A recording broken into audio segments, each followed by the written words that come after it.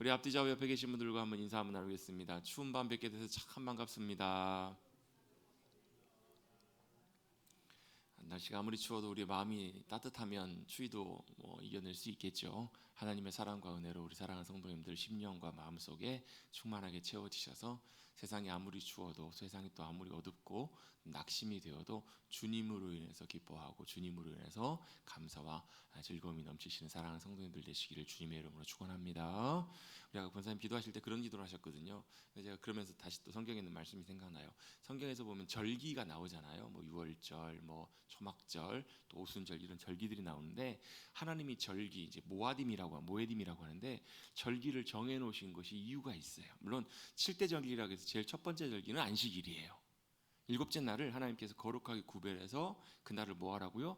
지키라. 그 왜 지키라고 말씀하셨냐면 그 일곱째 날은 너희의 6일 동안은 너희의 일상에서 너희의 일들을 하며 살지만 일곱째 날은 주님과 함께하는 날, 주님 만나는 날. 그 말은 무슨 얘기냐면 주님이 딱 그 날을 정해 놓은 거예요.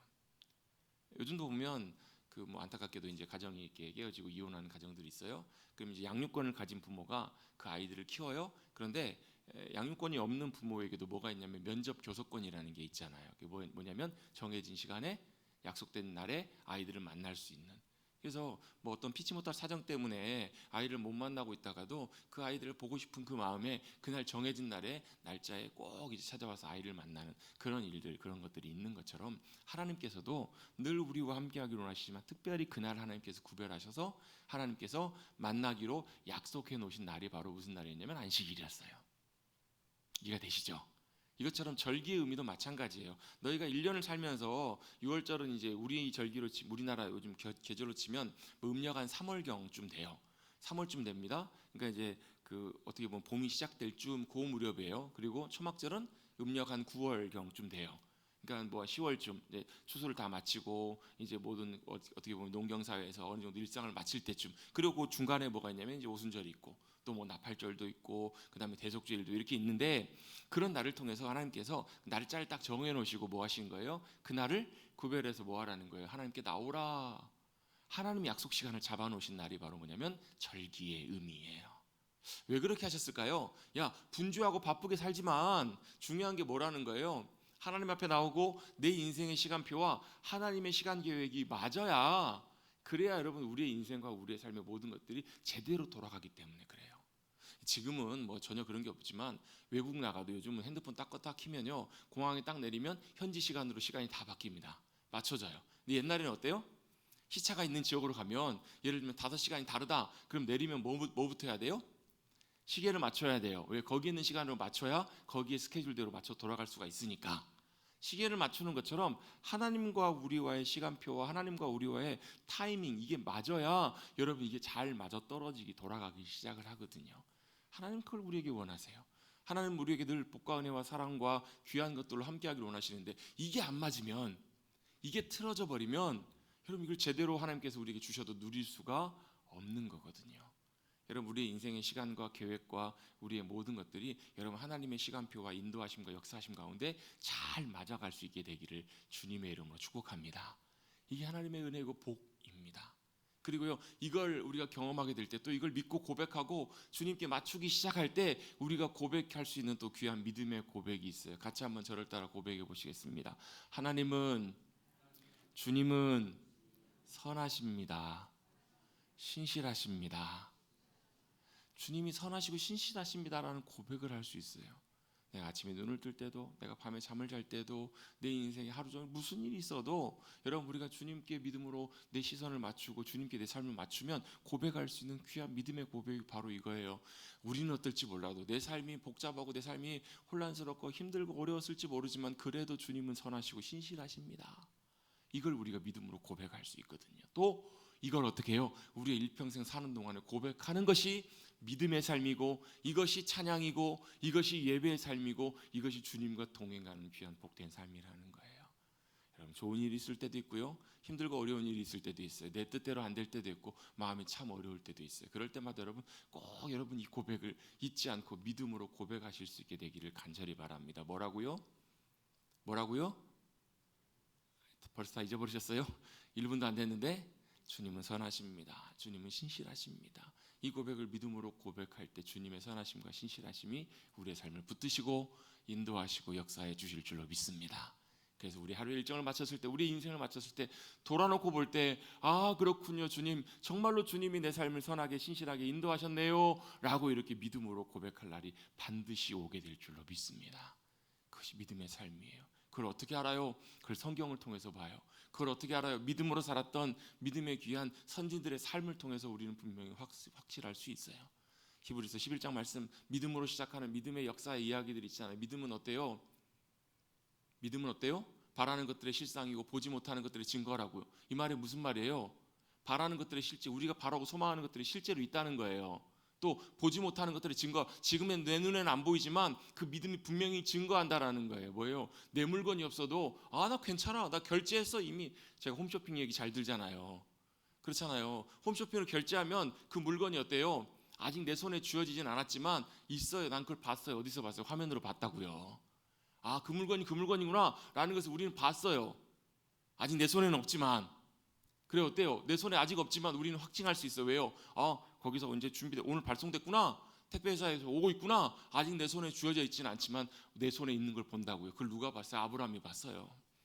아브라함이 하나님께서 약속하셨는데 아브라함 손에 실제로 그가 경험하고 쥐었던 것은 뭐 없어요. 이삭 없어요. 막벨라 굴 그거밖에 없다고요. 근데 아브라함 뭘 봤어요? 하나님이 다음 세대를 통해서 분명하게 신실하게 그 일들을 이루실 것을 그는 믿음으로 보았다고요. 누구까지 보았어요? 보내실 그 약속을 이루실 메시아 예수 그리스도, 그분이 오셔서 행하실 놀라운 일들까지 보았다고요. 그래서 성경은 무슨 책이에요? 약속의 책이에요. 무슨 약속이요? 하나님께서 에덴 동산을 쫓아내시는 아담과 하와를 향해서 하셨던 약속. 여자의 후손이 와서 뱀의 머리를, 너희를 무너뜨렸던, 너희를 망가지게 했던 그 뱀의 머리를 박살낼 것이라고. 그 뱀이 뭐예요? 뱀이 뭐예요? 저도 뱀 싫어해요. 뱀 만나면 별것도 아닌데 깜짝깜짝 놀랄 때가 많아요. 아무튼 한 번씩 1년에 꼭 한두 번씩 꼭 뱀 만나요. 그 뱀이 아니잖아요 여러분. 그 뱀이 무슨 뱀이에요? 옛뱀, 곧 사탄이라고 하는 마귀. 또 그 뱀이 뭐예요? 그 뱀 때문에 어때요? 우리 가운데 뭐가 들어와요? 죄가 들어오고 그 죄로 인해서 사망에 물려 살아가잖아요. 우리 여러분 인생은 태어나는 순간부터 뭐가요? 사망과 죄에 의해서 운명 지어진 인생을 살아가요. 어느 누구도. 그래서 어떤 사람들은 참 편하게 생각하더라고요. 뭐 언젠가 결국은 죽을 텐데, 죽는 것은 당연한 거예요. 근데 죽음 이후에 또 뭐가 있어요? 우리의 인생에 우리의 죄에 대한 심판과 저주와 멸망이 우리를 기다리고 있기 때문에 하나님께서 안타까우신 거예요. 그것 때문에 하나님께서 못 견뎌 하시는 거예요. 그래서 뭘요? 하나님의 길을 약속하세요. 여자의 후손, 여자를 통해서 태어날 누가요? 메시아 예수 그리스도, 그 주님께서, 하나님의 아들이 뭘 하실 거라고? 뱀의 머리를 박살내 버리실 거라고요. 그리고 이 땅에 오셔서 십자가에서 그 뱀의 머리를 박살내신 줄로 믿습니다. 죄와 사망의 권세를 깨트리신 줄로 믿습니다. 안 믿으시나 봐요. 안 믿어지시나 봐요. 제 얘기가 아니고 성경에 그렇게 기록되어 있어요. 성경에 주님 그렇게 말씀하세요. 주님이 뱀의 권세를, 어둠의 권세를, 사단과 죄악의 권세를 주님께서 멸하셨다고. 베드로전서 읽다 보면요, 예수님께서 어디까지 내려가셨냐면 음부까지 내려가셨대요. 음부에 가셔서 거기서 전도라고 되어 있는데 이 말의 원래 의미는 퀘리그마라는 말이에요. 선포하셨다는 말이에요. 예수님이 왜 음부에 가셨을까요? 음부에 가셔서 뭘 하셨을까요? 그곳에서 선언하신 거예요. 선포하신 거예요. 뭘요? 내가 죽음 안으로 들어왔다. 그리고 내가 뭐 한다는 거예요? 죽음을 깨트렸다. 내가 죽음을 이겼다라는 것을 이제 주님이 선포하신 거예요. 사망과 권세는 내 앞에서 깨어졌다라는 것을 주님이 선포하시고 이제 뭐 하세요? 무덤문을 열고 나오세요. 여러분, 예수님의 부활의 사건은요, 예수님 부활하셨구나, 아이고 축하할 일이네, 이런 차원의 일이 아니라는 거예요. 여러분, 예수님의 부활의 놀라운 사건은 여러분, 우리를 얽어매는, 우리를 붙들고 있는, 여러분 우리를 붙잡고 있는 그 권세들을 주님이 깨트리셨다라는 것을 보여주시는 귀한 증거잖아요. 그걸 아브라함은 믿음으로 보았어요. 믿음의 사람들은 그걸 실제로 보고 누리고 경험해서 그들의 손에 없었지만, 여러분 우리도 믿음으로 고백하십시다. 뭘요?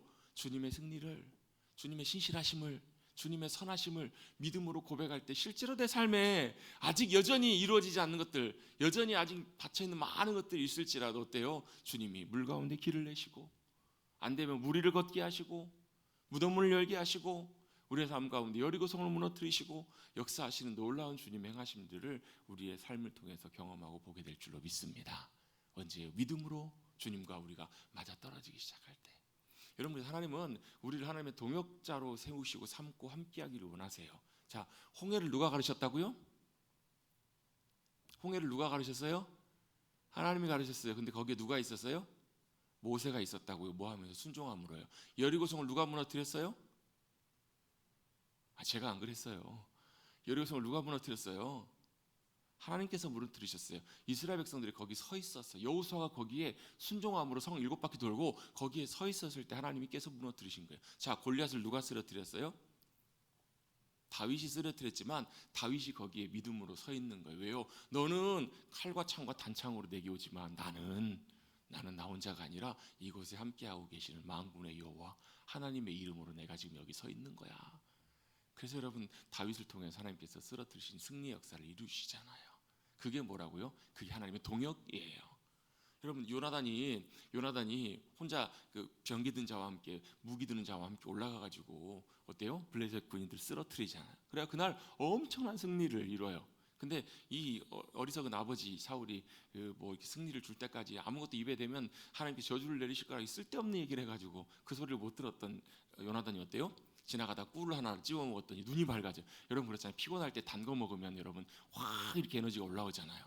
그 단 거를 먹고 눈이 환하게 밝아진 거예요. 그랬더니 옆에 있는 주변 사람들이 뭐라 그러는 거예요? 아버지 말을 전하는 거예요. 아무든지 전쟁에 승리할 때까지 이거 먹지 말라고 했는데 왜 드셨냐고. 그랬냐고. 아버지가 왜 그러셨을까? 이거 만약에 조금이라도 먹었었으면 훨씬 더 힘을 얻어서 더 많이 대적들을 쳤을 텐데, 이런 얘기를 해요. 나중에 이제 가서 결국 자기 왕이 한 얘기가 있으니까 내 아들일지라도 해야 되겠다 해가지고 결국 요나단이 이제 그 상황에 놓이잖아요. 그때 백성들이 뭐라고 해요?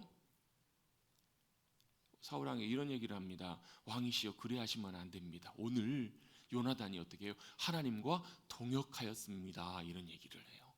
하나님과 함께 그 일들을 감당했다. 여러분, 하나님은 전능하신 분이시고 불가능한 일이 없으신 하나님이세요.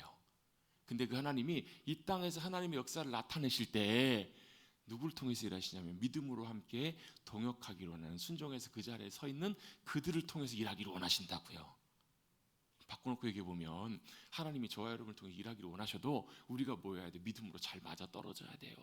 잘 맞춰져야 된다고. 이게 잘 안 맞으면 하나님 역사하시고 싶으셔도 일하고 싶으셔도 잘 안 된다고요.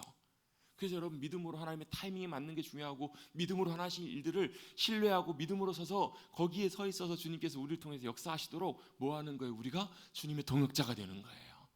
주님 앞에 드려지는 거예요. 그게 뭐냐면 믿음으로 역사하시는 하나님의 행하심이에요. 그럴 때 뭐가 나타나요? 하나님의 선하심이, 하나님의 신실하심이, 하나님의 영광과 능력이 나타난다고요. 그래서 하나님께 영광 돌리는 게 뭐라고요? 우리는 하나님께 영광 돌리려 그러면 뭐 많은 걸 대단한 걸 해가지고 하나님께 영광 돌립니다. 그 고백들도 참 중요해요. 뭐 연예인들이나 뭐 선수들이나 뭐 대단한 선수들이 수상 소감 얘기할 때 모든 영광 하나님께 돌려드립니다. 이것도 참 좋은 고백이고 귀중한 고백이에요. 그런데 여러분, 진짜 하나님 앞에 영광 돌리는 건 뭐냐면 바로 우리의 삶을 통해서 하나님이 역사하시고 일하셔서 하나님의 선하심, 하나님의 영광과 위대하심, 하나님의 능력과 권세가 우리의 삶을 통해 나타나게 주님과 동행하며 주님께 믿음으로 쓰임받는 주님의 동역자들이 되는 것, 그게 진짜 하나님의 영광을 돌리는 일인 줄로 믿습니다. 저와 여러분의 삶 가운데, 우리의 삶의 자리에, 우리 교회 공동체 가운데 하나님의 영광이 함께해 주시는, 영광이 나타나시는 주님이 이 시대에 찾으시는 귀한 우리 공동체와 우리 개인의 삶이 되시기를 간절히 주님의 이름으로 축복합니다. 아멘. 이걸 위해서 뭐 하는 거예요? 믿음의 여정을 걸어가는 거예요. 이것을 위해서 우리가 뭐 하는 거예요? 믿음으로 훈련해가고 연습해가는 거예요. 한 걸음 한 걸음 주님과 함께. 왜? 처음부터 잘하는 사람은 아무도 없어요. 애들이 여러분 태어나자마자 누가 그랬잖아요. 6개월짜리 애기 보고 애기가 왜 못 걸어요? 6개월짜리 애는 못 걸어요. 최소한 한 8개월, 9개월 한 돌 정도 돼야 애들이 걸어 다니잖아요. 대부분 보면. 제가 알기로는 6개월짜리 애가 아직 못 걷는 건 제가 들어본 적이 없어요. 왜? 6개월 때는요, 뒤집고 기어야 될 때예요. 태어나자마자, 아이가 일어나자마자 송아지처럼 갑자기 벌떡 일어나더니 팔짝팔짝 뛰어다녀요. 그럴 일이 일어날 일은 없겠죠. 그렇지 않아요. 여러분, 우리가 예수님 믿고 변화된 우리의 신분을 가지고 살아갈 때, 우리가 믿음으로 그리스도인을 살아갈 때 당연하게 자연스럽게 우리가 그냥 변화되고 새로워지면 참 좋겠지만 그게 그렇지가 않아요. 때때로 많이 넘어져요. 애들이 여러분 자기 발로 자기 스스로 걸을 때까지 여러분 몇 번 넘어지는 줄 아세요? 한 950번 정도 평균 넘어진다고 해요. 많이도 넘어지죠. 물론 여러분 어떤 애들은 이제 겁이 많아가지고 넘어지려고 하면 잡는 애들도 있지만 뭐 그런 거 다 해갖고 어쨌든 최소한 거의 한 1000번 가까이 애들이 넘어져야 그제서야 걷는다고요. 우리의 믿음의 여정도 마찬가지예요. 처음부터 잘할 수는 없어요. 그래서 뭐 하는 거예요? 포기하지 않고 가는 거예요. 한 걸음 한 걸음 넘어져도 또 일어나고 걷는 거고, 다시 한번 한 걸음 한 걸음 내디뎌 보는 것이고, 따라가는 거예요. 누구처럼요? 믿음의 사람들 다 그랬어요. 성경에 나와 있는 믿음의 사람들도 아브라함, 이삭, 야곱 다 동일하게 어때요? 그들에게도 허물이 있었고 연약함들도 있었고 그들도 넘어질 때도 참 많이 있었다고요. 물론 그런 연약함들 때문에 여러 가지 복잡한 상황들이 많이 생기기도 해요. 그중에 제가 볼 때 성경에 제일 그런 것들이 많았던 인물이 야곱이에요. 이제 우리 성경을 통해서 계속 이제 야곱에 대한 이야기를 살펴보겠지만, 야곱도 흠도 많고 자기 욕심도 많고 자기 부족한 것들도 너무너무 많아요. 그로 인해서 이런 많은 어때요? 일어나는 많은 사건들이 참 많이 일어나요. 야곱이 만약에 요셉을 편애하지 않았다면 아마 형들이 요셉을 죽이려고 했을까요? 아마 안 그랬었을 거예요. 그렇죠? 요셉이 아마 야곱이 가는 데마다 아무튼 여러 가지 많은 일들이 생겨요. 뭐 때문에 그랬을까요? 요셉의 부족함과 연약함 때문에. 그런데 그 전체적인 큰 인생의 그림을 놓고 보면 자신의 야곱의 연약함과 부족함, 어찌 보면 제가 지난주에 그랬잖아요. 어찌 보면 야곱보다 형 에서가 조금 더 보면 사람이 볼 때는 좀 더 괜찮아 보이는 사람, 조금 더 믿을 만한 사람, 신뢰할 만한 사람, 좀 더 시원시원하고 좀 더 어찌 보면 사람으로서 좀 더 멋진 사람으로 보일 확률이 굉장히 높았다고요. 근데 하나님은 누구를 보세요? 에서가 아니라 야곱을 보셨던 거예요. 왜요? 흠도 많고 연약하고 부족하고 참 얼마나 그랬으면 성경에서 지렁이 같은 야곱아 이렇게 얘기를 하잖아요. 지렁이같이 참 보잘것없고, 그렇지만 그의 삶을 통해서 막 우여곡절을 겪으면서 우당탕탕하면서도 하나님 어떻게 하세요? 그를 빚어가시고 세워가시고 만들어가세요. 그래서 나중에는 어떻게 해요? 내 인생이 참 험난한 삶을 살았습니다. 그러나 야곱의 축복을 통해서 12명의 12지파의 아들들이 뭐가 돼요? 이스라엘로 세워지는 놀라운 일들을 주님이 이루어 가시잖아요. 우리 지난주 말씀 살펴보면서 아버지 이삭의 눈으로 볼 때는 어때요? 에서가 훨씬 더 당연히 장자이고 당연히 훨씬 더 나아 보여서 에서에게 장자의 축복과 권한을, 영적인 권리를 물려주려고 해요. 근데 하나님께서 어떻게 하세요? 리브가와 야곱의 합작, 공조 작품을 통해서 거짓말을 하게 만들면서 막 복잡한 일들로 인해서 아무튼 결국은 하나님의 뜻대로 모든 걸 인도해 가시잖아요. 그렇죠? 결국 하나님께서 선하게 모든 것들을 이루어 가세요. 근데 또 문제는 하나가 뭐예요? 야곱이 만약에 훨씬 더 영적으로 성숙한 사람이었다면 어찌 보면 그 문제들을 훨씬 더 지혜롭게 잘 풀어갈 수 있었겠지만 아니었기 때문에 가정에서 큰 막 분란이 난 거예요. 가정에서 막 복잡한 난리가 나잖아요. 형 에서가 어때요? 그 소식을 듣고 그제서 통곡을 해요. 막 울면서 소리 지르면서 아버지 내가 야곱 때문에 못 살겠다고, 야곱에게 전에도 한번 속았는데 또 속았다고. 누구에게 책임이 있어요? 사실 제가 볼 때는 에서에게도 책임이 있거든요. 에서에게 무슨 책임이 있어요? 정말 중요한 것, 정말로 꼭 중요하고 붙들어야 되는 걸 그냥 대수롭지 않게 여기잖아요. 물건 잊어버리고 누구한테 책임 돌리는 거예요?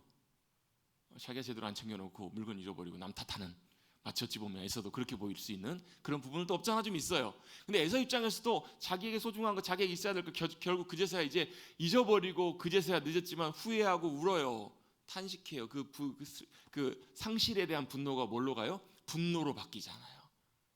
그렇지만 슬픔을 겪는 이유는 우리가 소중한 것들, 귀중하게 여기는 것들을 잃어버렸을 때, 상실했을 때. 여러분 언제 슬퍼해요? 내 가장 소중한 걸 잃어버렸을 때, 건강을 잃어버렸을 때, 사랑하는 사람을 잃었을 때. 그렇잖아요 여러분. 소중한 것, 내 물질이나 내 재산 많은 것들을 잃어버렸을 때, 여러분 그럴 때 참 슬퍼하잖아요. 뭔가를 잃어버리면, 제가 아직도 선명하게 기억하는데 초등학교 때인가요? 학교에서인가 아무튼 돌아오다가 우산을 한번, 실내화 주머니를 한번 잃어버렸던 적이 있던 것 같아요. 실내화 주머니. 근데 실내화 주머니 새로 사면 되고 뭐 실내화 새로 사면 되겠지만 그때는 그게 어찌나 그렇게 그냥 얼마나 그냥 마음이 좀 서운하고 아프니 그 다음부터는 실내화 주머니 절대 안 잊어버리더라고요. 왜 그래요? 한번 잊어버리고 그때 어렸을 때 그 상실의 그 아픔이 굉장히 꽤 컸던 것 같아요. 별것 아닐지라도 실내화 주머니, 그래도 내 실내화 주머니는 내가 지킨다 해가지고 항상 돌아보고 찾아요. 항상 아무튼 그랬던 어렸을 때 기억이 나요. 여러분 잃어버리면, 내 소중한 것을 잃어버리면 슬퍼요. 근데 그 슬픔이 에서에게는 뭘로요? 분노로 바뀌어요. 이게 다 누구 때문이라는 거예요? 동생 야곱 때문이라고요. 그래서 결국은 무슨 결론을 내리게 되냐면, 무슨 결론을 내려요? 죽여야 되겠다. 아버지가 곡할 때 가까웠으니까, 아버지가 이제 돌아가실 때가 얼마나 멀지 않았으니까 내가 내 동생을 죽여야 되겠다. 내 야곱을 죽이리라. 이렇게까지 결정을 하게 된다고요. 그럼 여러분 가정에서 형이 동생을 죽인다고, 실제로 여러분 아마 정말로 살기가 그랬던 것 같아요. 왜 엄마가 그 모습을 보면서 그 소식을 듣고 동생을 피신시키려고 했을 만큼 상황이 급박하고 상황이 그냥 말로만 내가 저놈 죽여 살려 이런 의미가 아니라 진짜로 아마 죽이려고 아마 그렇게 분노에 가득 찬 에서의 모습을 아마 어머니가 봤기 때문에 그랬던 것 같아요. 결국은 가정이 정신없이 풍비박산이 나요. 여러 가지 갈등과 문제 때문에 이런 일들이 생기게 되었습니다. 난리가 났죠. 근데 여러분, 이런 일들이 생기면서도 우리는 또 하나님의 관점을 한번 봐보시자고요. 하나님의 관점, 하나님의 시선에서 한번 바라보자면 지금 밑에 이삭의 가정은 지금 난리가 났어요.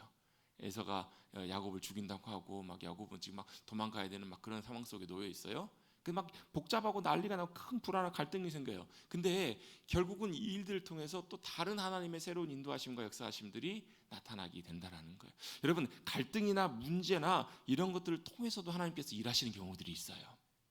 그 대표적인 예를 보면 사도행전에 보면 사도행전 15장에 바울과 바나바가 처음에 복음을 전하기 위해서 전도 여행을 처음 떠나요. 1차 전도 여행을 잘 마치고 돌아와요. 돌아왔더니 여러 가지 갈등들이 있었어요. 무슨 갈등이 있었냐면 이방인들에게 복음을 전하는 데서 생겨난 여러 가지 파생된 문제 때문에 이것 때문에 예루살렘에서 교회 지도자들이 다 같이 모여가지고 회의하는 그런 모임이 생겼어요. 예루살렘 회의에서도 감사하게 회의가 잘 마무리돼가지고 이방인들에게 복음을 전하는 문이 이제 훨씬 자유로워진 거예요. 훨씬 더 이제 편하게 복음을 전할 수 있게 됐어요. 그럼 뭐 하면 돼요? 같이 바울과 바나바가 함께 복음을 잘 전하러 가면 돼요. 근데 여기서 문제가 하나 생기죠. 무슨 문제가 생겨요? 마가라고 하는 이 인물이 바나바의 조카인데요. 이 인물이 1차 전도여행을 하다가 어때요? 힘드니까 도망가 버린 거예요. 같이 복음을 전하고 가다가 힘드니까 그냥 돌아가 버린 거예요. 이걸 누가요? 사도 바울은 용납할 수가 없었던 거예요. 아니, 아무리 힘들어도 그렇지 하나님의 복음을 위해서 하나님 나라의 사역을 감당하다가 도망가 버린 이 사람은 데리고 갈 자격이 없다. 근데 바나바는 어때요? 그래도 한 번 더 기회를 줘서 데려가는 것이 합당하다. 이게 보면 바울과 바나바의 좀 성향의 차이인 것 같아요. 사실 이 바나바는 바울에게 있어서 정말로 의인과 같은 사람이에요. 바울이 다메섹 도상에서 예수님을 만나고 완전히 사람이 변화돼요. 아나니아를 통해 치유를 받고 사람이 완전히 달라지거든요. 그래서 아라비아라는 광도에 가서 3년 동안 하나님의 은혜 가운데 잠겨서 거기서 어떻게 보면 훈련의 시간을 보내요. 주님과 함께 시간을 보내는 시간을 보내요. 그리고 돌아왔는데도 사람들은 어때요? 바울을 경계하는 거예요. 바울이 사람들 다 죽이려고 했는데 저게 지금 우리 속이려고 일부러 거짓말해가지고 교회 공동체 안에 들어오려고 하는 거 아닌가? 이런 의심과 이런 많은 두려움 속에 있는 이 바울을 누가 데리고 왔냐면 바나바가 자기가 보증을 해서 이 바울을 교회 공동체 안으로 들어오게 해요. 그러니까 바울의 사역과 바울의 삶의 길들을 열어주는데 결정적인 역할을 했던 사람이 누구냐면 바나바잖아요. 근데 이 바나바는 어찌 보면 그래서 어떤 사역과 목표 이런 것도 중요하겠지만 이것도 중요하지만 또 뭐가 중요하냐면 사람 같이 협력하고 연합하는 것 이것들에 조금 더 아마 본인의 성향이 좀 더 가까웠던 것 같아요. 반대로 사도 바울은 어때요? 그거보다 중요한 게 뭐예요? 사역, 방향, 사명 이게 더 중요한 사람이었어요. 따라오는데 못 따라와? 아 그럼 너 가지 마. 예를 들면 이런 성향으로. 물론 여러분 어떤 게 좋다 나쁘다 말할 수는 없어요. 또 뭐 바나바가 그렇고 바울이 성격이 이랬다고 해서 바울도 뭐 사람을 안 돌아봤나 전혀 그렇지는 않아요. 다만 그 상황에서 그 일들을 결정할 때 둘의 의견이 갈라져요.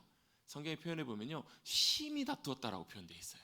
그냥 서로 의견이 다른 게 아니라 어찌 보면 굉장히 좀 격렬하게 감정적으로도 아마 굉장히 좀 많이 다퉜던 걸로 성경에서 생각을 해볼 수 있어요. 결국 그래가지고 어떻게 돼요? 바울과 바나바가 갈라서요. 바나바는 그 마가 요한을 데리고 다시 다른 지역으로 전도여행을 가고 바울은 실라를 데리고 다른 지역으로 복음을 전하게 돼요. 오히려 그 일이 있었기 때문에 2차 전도여행이 어디로 넘어가게 되냐면 그 마게도냐, 빌립보, 에베소서, 빌립보, 그 다음에 데살로니가 이쪽 지역으로 복음이 넘어가는 새로운 길들이 또 열리게 되잖아요. 그러니까 그 순간에는 정말 큰 갈등이고 문제였는데 나중에 지내고 보니까 하나님의 또 다른 계획으로 선하게 인도해 가시는 것들을 우리는 보게 되는 것처럼 문제와 갈등이 안 일어나도 좋겠지만 문제와 갈등을 통해서 하나님 그 너머에서 하나님께서 다른 방법들로 역사해 가시고 일해 가시는 그런 하나님의 인도하심도 있을 수 있다라는 거예요. 나중에 놓고 보면 아 하나님이 이런 의도로 이렇게 하셨구나 이런 것들을 우리가 보게 되는 그 순간들도 있다라는 거예요. 물론 여러분 여기서는 중요한 게 있어요. 바로 우리의 개인적인 욕심이나 이익이나 개인적인 생각 때문에 생기는 갈등이 아니고 하나님의 선하신 뜻과 의도를 우리가 따라가다가 서로 이견이 생기거나 안 맞아서 갈등이 생겼을 때 이런 것들을 우리가 생각해 볼 수가 있다라는 거예요. 이삭의 가정의 경우도 보면 이 갈등이 생겼던 이유와 문제들도 어찌 보면 여러 가지 이유들이 있었겠지만 그 큰 흐름, 그 위의 뜻을 보면 어때요? 이삭이 나이가 들고 눈이 어두워져서 어때요? 하나님의 의도와는 다른 자기의 생각대로 그 일들을 진행하려고 해요. 자기는 당연하니까, 장자니까 장자를 축복하려고 해요. 그런데 어때요? 아버지 생각은 그렇지만 하나님의 의도는 다르셨잖아요. 그래서 하나님께서 어떻게 해요? 그걸 바꾸세요. 판을 뒤집으세요. 바꾸신다고요. 애초에 하나님께서 에서와 야곱이 태중에 있을 때 하나님께서 누구에게? 이삭에게 말씀하셨잖아요. 두 민족이 있다? 큰 자가 작은 자를 섬길 거다. 하나님께서 이미 말씀하셨음에도 불구하고 이삭이 아마 잊어버렸든지 아니면 그냥 대수롭지 않게 여겼든지 모르겠지만 어쨌든 그 일 때문에 막 서로 속이고 막 이런 일들이 생겨요. 형이 통곡하고 막 죽이니 살리니 막 이런 일들이 있었다고요. 그런데 정말 이 모든 상황들을 통해서 돌아놓고 보면 하나님께서 결국은 하나님의 뜻과 계획과 약속들을 야곱을 통해 흘려보내시기 위해서 그 모든 상황들 위에서 주님이 역사하고 계셨던 거예요. 여러분, 우리 연약함과 부족함이 있어도 하나님의 신뢰함 가운데 믿음으로 바라보면 우리 위에 역사하신 하나님의 선하신 뜻과 계획하심이 나타나시고 이루시고 계신 줄로 믿습니다. 정말 우리가 믿음으로 그래서 하나님의 뜻을 구하고 기도하고 주님 앞에 믿음으로 나가는 것이 참 중요해요.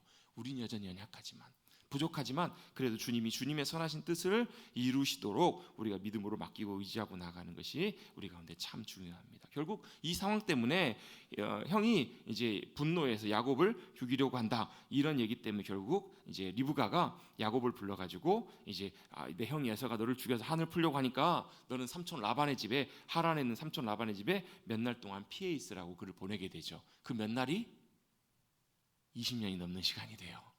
야곱도 몰랐을 것이고요. 리브가도 몰랐을 것이고 아무도 몰랐을 것이에요. 20년이 넘는 시간이 될 것을 아무도 몰랐겠죠. 결국 이제 아버지 이삭도 이제 설득을 해서 야곱이 길을 떠나게 돼요. 그때 떠나게 될 때는 공식적으로 아버지께서 야곱에게 아버지로부터 받았던 그 복을 그대로 축복하면서 그 축복을 받으면서 이렇게 떠나게 돼요. 그리고 오늘 읽었던 본문의 내용들은 우리가 성경에서 너무너무 익숙하고 잘 알고 있는 이야기들이에요. 아마 저보다도 여기 누구 나오셔갖고 오늘 본문의 내용 이야기 좀 한번 좀 같이 좀 설명 좀 해주세요. 그러면 아마 다 잘 하실 수 있을 만큼. 그렇죠. 무슨 얘기예요? 우리 찬송가 300 몇 장이죠? 300 몇 장인가요? 380 아니 338장 그 4주를 가까이 하게 하면 이 찬양 배경이 되는 찬양이잖아요. 야곱이 이제 하란으로 가는 그 상황 속에서 그렇게 길을 떠나게 되고 나가게 되는 이야기예요. 근데 여러분 이제 이런 얘기들 야곱의 가정에 있었던 이야기, 야곱이 집을 떠났던 이런 이야기 이런 것들도요 성경의 큰 하나님의 관점에서 놓고 보면 이런 표현을 써요. 마치 여러분 그 정교한 직물 있잖아요. 직물이 뭐예요? 이게 천 이렇게 보면 요즘 기계로 거의 다 직물을 짜지만 옛날에는 다 손으로 이렇게 직물을 짤 때 보면 아니 어떻게 저걸 사람이 손으로 다 저걸 짜고 만들었을까? 지금도 보면 다른 지역 어디 가 보면 이렇게 이렇게 기념품으로 뭘 파는 거 보면 양탄자나 이런 거 보면 기가 막히게 막 무늬들 이렇게 넣어놓고 막 그렇잖아요. 신기하고 막 놀라운 막 그런 거 표정들을 보시니까 별로 감동이 안 되시나 봐요. 보면서 이야 정말 예술 작품 같다. 막 그래 희한하잖아요. 근데 하나님의 그림도 그런 차원이 좀 있어요. 하나님의 그림도 보면요 야곱의 이런 것 이런 사건 이런 얘기들을 하나님이 마치 큰 멋진 그림 작품을 하나 만드시듯이 하나하나 이렇게 기가 막히게 만드셔가지고 이렇게 조합해 놓으시는. 그래서 우리가 그 큰 그림을 보면 우와 이렇게 감탄할 그런 그림의 모습이 성경의 이야기인 거예요. 우리 삶도 그럴 수 있어요. 야곱의 삶도 마찬가지였고요. 하나님의 사람들의 이야기들도 마찬가지예요. 하나님의 큰 그림 속에서 이제 우리가 이 단편적인 이야기를 보는 것입니다. 자, 이제 드디어 야곱이 어떻게 해요? 이제 하란으로 가고 있어요. 형을 피해서 집을 떠나서 하란으로 가고 있습니다. 어떤 마음으로 가고 있었을까요? 너무나 막막한 가운데, 막막하고 또 두렵기도 한 상황에서 잘 도착할 수 있을지, 언제 어디로 가야 될지, 또 앞으로 어떤 상황들이 생길지, 인생의 일들이 잘 될 수 있을지 없을지, 또 내 현실적인 문제들과 상황들은 잘 해결될 수 있을지 없을지. 요즘으로 치면 밥은 먹고 살려나, 어디 가서 돈 벌고 살고, 어디 가서 어디 직장 가고, 어디서 뭘 해야 되고, 누굴 만나야 되고, 어디서 집을 얻어야 되고, 어떻게 살아야 되고, 이런 정말 아무것도 없는 상황 속에서, 아무도 의지할 수 없는 그런 상황 속에서 막막하게 이제 하란으로 향한 길을 걸어가고 있는 모습이 바로 야곱의 모습이에요. 근데 여러분 보면 우리 인생길도 그런 경우들이 참 많잖아요. 어떤 보장돼 있는 무엇, 무언가 이렇게 분명하게 확신 있게 내가 뭔가 의지할 수 있는 것이 아니라 막막해요. 막연해요. 앞이 보이지 않아요. 아무리 봐도 아무것도 보이지 않고, 그래서 여러분 그것 때문에 걱정이 되고 밤에 잠을 못 이룰 만큼 걱정이 되는, 뭐 있을 수도 있고 없을 수도 있겠죠. 그런데 여러분, 하나님께서 특별히 우리를 믿음의 길로 인도해 가실 때 우리를 어떻게 인도해 가시냐면요, 아무것도 안 보이는 곳으로 우리 인도하세요. 앞이 안 보이는 곳, 정말 막막하고 이래갖고 되겠나? 이래갖고 도대체 어떻게 되겠나? 아무것도 예측할 수 없는, 보이지도 않는, 그래서 아무것도 안 보여서 여러분 우리 생각에는 아무 걱정도 없이 그냥 편안하게 우리 인생을 가면 좋겠는데, 믿음의 여정과 길들은 그렇지가 않거든요. 누구처럼? 야곱처럼요. 하나님께서 우리 괴롭히시려고요? 힘들게 하시려고? 아니요. 그게 바로 뭐냐면 하나님께서 우리를 믿음의 길로 인도하시고 역사해 가신 하나님의 뜻과 계획이시라는 거예요. 앞이 아무것도 안 보일 때, 아무것도 안 잡혀도, 계산이 안 돼도, 뭘요? 아까 우리 처음에 말씀 시작하면서 고백했던 고백 있잖아요. 뭐라고요? 주님이 선하십니다. 주님은 신실하십니다. 이걸 믿음으로 신뢰하고 한 걸음 한 걸음 따라가는 것, 그게 바로 믿음의 길이기 때문에 여러분, 계산이 서서 가는 길은요, 믿음의 길들이 아닌 경우들이 훨씬 많아요. 앞이 보여가지고 야 이렇게 하면 되겠다, 이렇게 뭐 걱정 없네, 이렇게 되고 이 다음에 이렇게 되고 이렇게 하면 되겠다, 이거는요 그냥 우리 계획대로 진행되는 일일 확률이 굉장히 높아요. 진짜 믿음의 길은요 계산이 안 돼요. 앞이 안 보인다고요. 앞으로 어떻게 될지 아무것도 보이지 않는, 그게 진짜 믿음의 길이에요. 하나님께서 우리를 그렇게 인도해 가시는 길이라는, 여러분 그 말은 아무런 준비 없이 간다는 것은 아니에요. 여러 가지로 준비하고 또 계획하지만 그 모든 상황 속에서 주권과 하나님의 이끄심이 바로 주님이시라는 것, 여러분 그렇게 따져놓고 계산해놓고 보면요, 그렇게 생각해보면 답이 안 나오는 게 정상이에요. 이래갖고 되겠나? 아무것도 안 보여요. 그런데 그걸 잘 분별하고 따라가는 것이 바로 믿음의 길이라는 거예요. 하나님께서 야곱에게 뭘 하셨어요? 아버지를 통해서 아브라함에게 주신 약속, 아브라함에게 주신 복을 누구에게? 야곱에게 하나님께서 주셨어요. 자, 너는 큰 복이 될 거다. 너는 큰 민족을 이루게 될 것이고 이 땅을 차지하게 될 것이고 하나님께서 너를 번성하게 하실 것이다. 자, 축복하셨어요. 그죠? 하나님께서 복으로 함께 하셨어요. 그럼 그렇게 돼야 되잖아요. 그래요, 안 그래요? 근데 야곱은 지금 어디 있어요? 길 가운데 있어요. 어디 길이에요? 어디로 가야 될지도 잘 모르는, 막연하게 하나님으로 도망가고 있는 그 길 가운데 있다고요.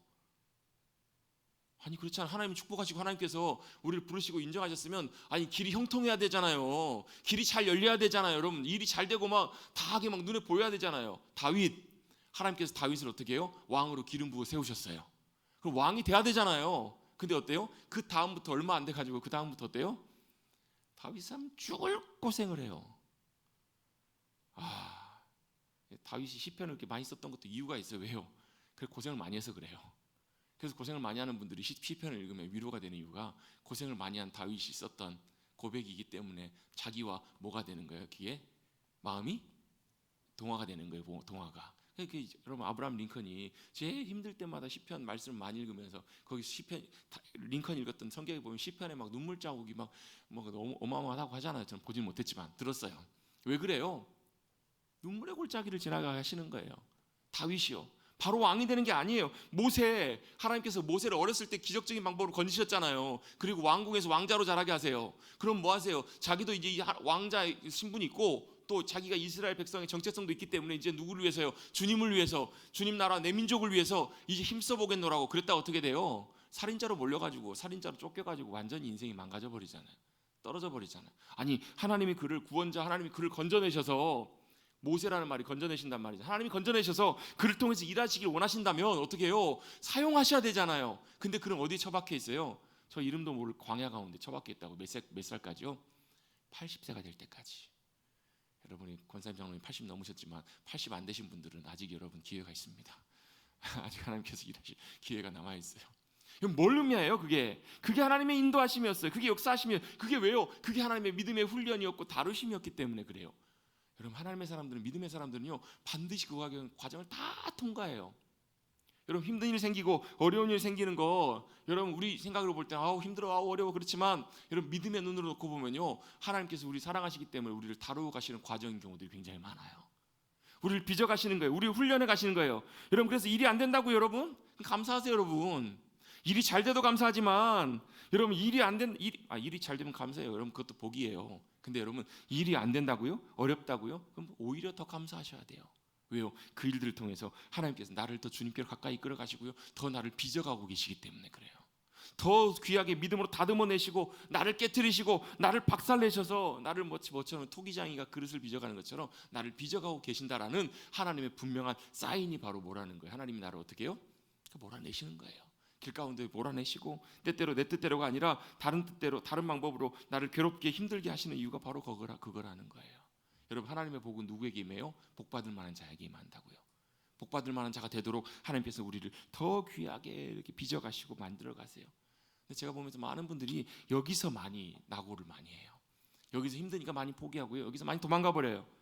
하나님 물론 포기하진 않으세요. 그런데 내가 드려지고 내가 하나님 앞에 온전하게 다루심 가운데 믿음으로 그 과정들을 잘 지나가게 되면, 주님 신뢰함으로 믿음으로 잘 버티고 이기고 내 스스로가 달라지고 변화되기 시작하면 내 영혼이 달라져요. 내 영혼이 성장하기 시작합니다. 조금씩 더 주님께 가까워지고요, 더 주님이 사용하시기에 합당한 귀한 믿음의 통로와 도구들로 주님이 빚어가시더라는 거예요. 야곱이 이제 그 시작하게 된 거예요.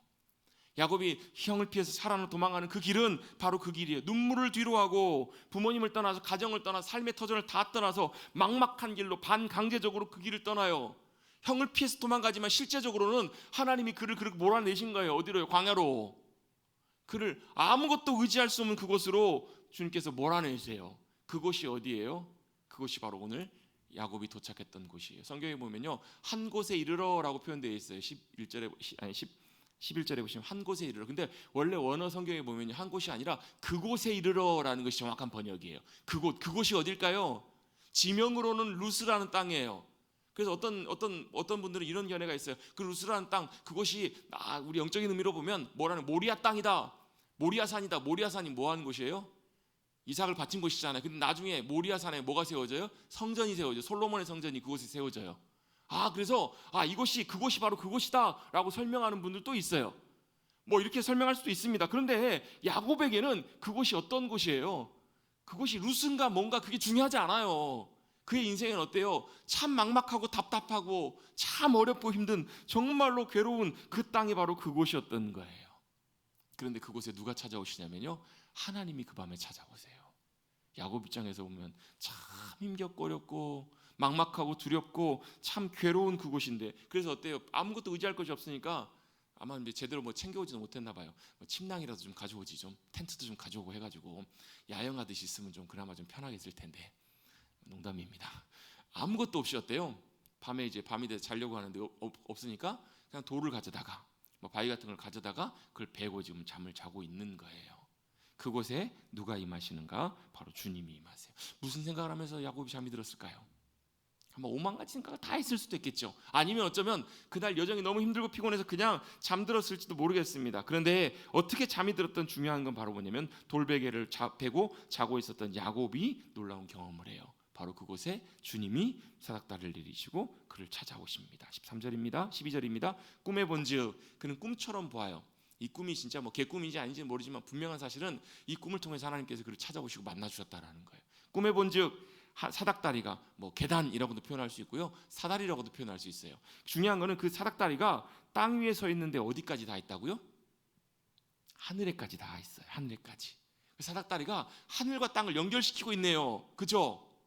하늘과 땅을 연결시키고 있어요. 자, 이게 여러분 성경에 보면, 신약 성경에 보면 또 나와요. 요한복음 1장에 나오는데요, 나다나엘이 예수님을 찾아와요. 예수님 만나러 왔다가 나사렛에서 무슨 선한 것이 날 수 있겠냐 해가지고, 내가 예수님이 너를 안다 말씀하였더니 나다나엘이 깜짝 놀래요. 깜짝 놀라면서 주님 앞에 엎드렸더니 주님 뭐라고 그러시냐면, 네가 나중에 인자 위에 사다리가 하늘로부터 있어서 천사가 오르락 내려가는 거, 그걸 네가 볼 거라고. 이게 뭐예요? 뭘 의미해요? 예수님이 하늘과 땅을 연결시키시는, 하늘과 땅을 연결하시는 주님이 중보자가 되신다라는 거예요. 예수님이 이 땅에 오셔서 뭐라고 말씀하세요? 내가 길이고 진리이고 생명이다. 나를 통해서만 아버지께로 나갈 수 있다. 주님이 뭐 하시는 거예요? 통로가 되시는 거예요. 도구가 되어주시는 거예요. 하늘과 땅을 연결시키시는. 여러분, 하나님이 누구세요? 하늘의 아버지시잖아요.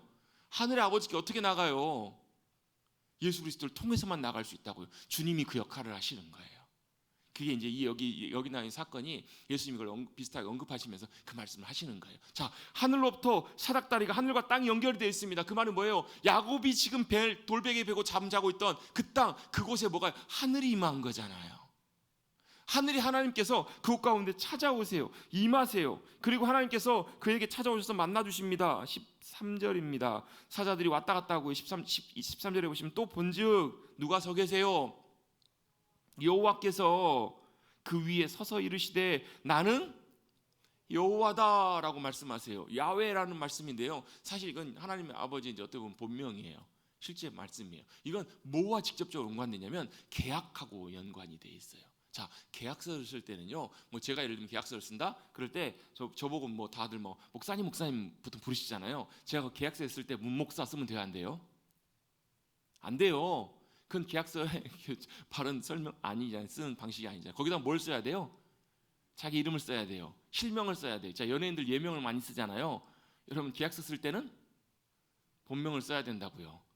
누구죠? 여기 누구냐? 저기 김태평? 현빈이라고 아시죠, 여러분? 현빈 멋진 배우인데 이름이 김태평이에요.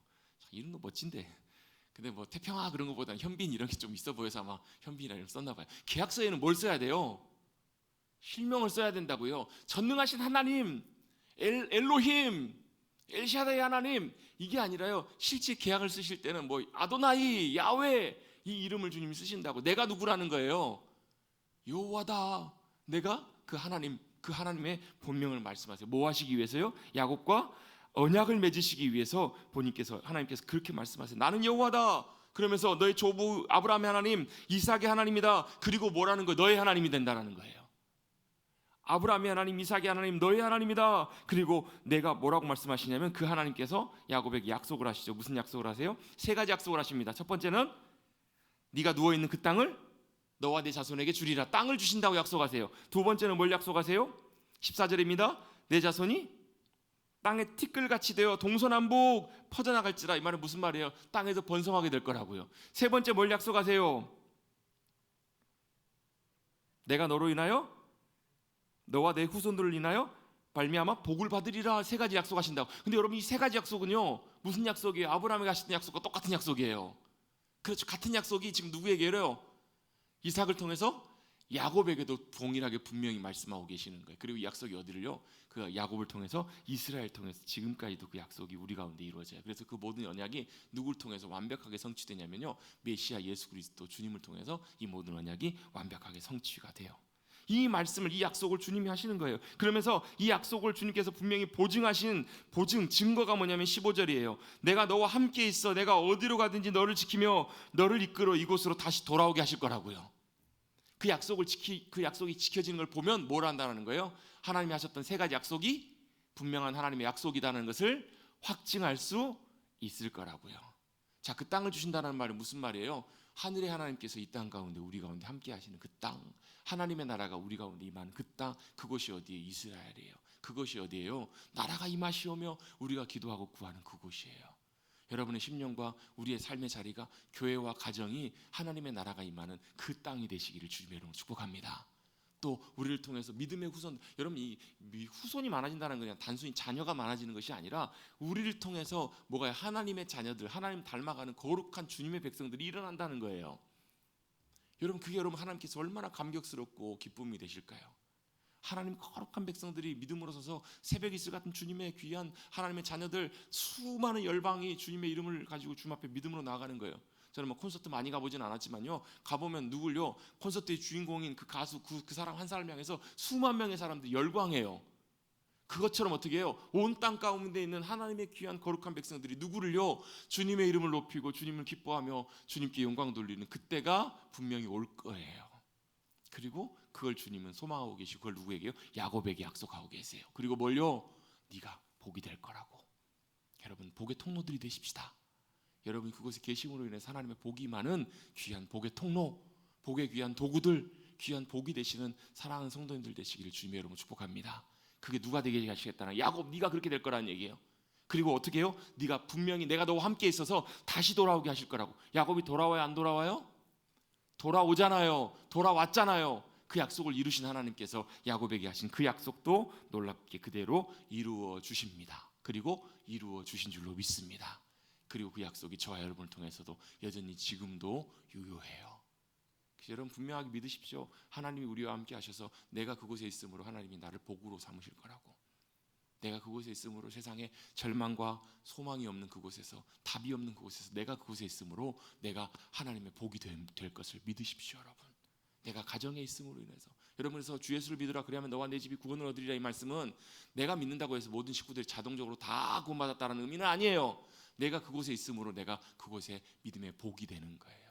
나를 통해서 하나님께서 내 가정 가운데 복을 흘려보내시도록 믿음으로 사모하시고 그 주님의 약속을 붙들고 나가시는 우리 모두가 되시기를 주님의 이름으로 축원합니다. 그 약속을 들은 야곱이 깜짝 놀래요. 그 일을 다 이루실 때까지 안 떠나실 거다 말씀하시고 주님이 떠나시자 야곱이 잠에서 깜짝 깨어서 깜짝 놀랍니다. 뭐라고 고백해요? 우리 16절입니다. 16절 17절 말씀 같이 한번 읽어봅니다. 시작. 야곱이 잠이 깨어 이르되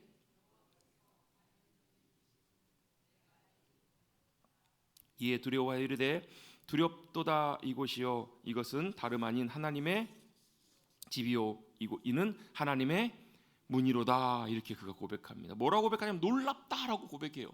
두렵도다라는 말은 경외함이라는 말과 같은 말이에요.